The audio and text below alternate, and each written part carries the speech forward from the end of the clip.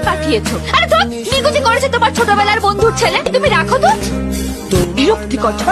দাঁড়ায় চলে যাচ্ছিস, দাঁড়াবি তো। যেদিকে দু চোখ চাই চলে যাবো। তুই কাঁদছিস? বাড়ির সবাই আমাকে ঘাট থেকে নামাতে পারলেই বাঁচে, সারাক্ষণ শুধু বাড়িতে বিয়ের কথা।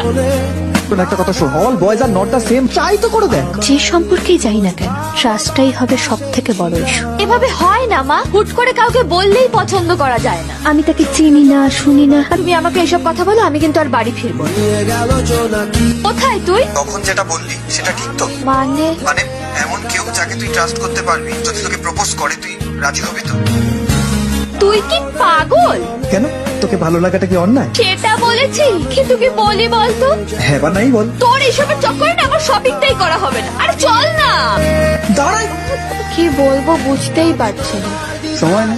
বেশি সময় নিলে ছেড়ে চলে যাবি না, আচ্ছা।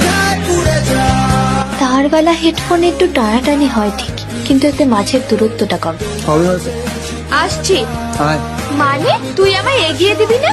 এই তুই আমার দায়িত্ব নিবি?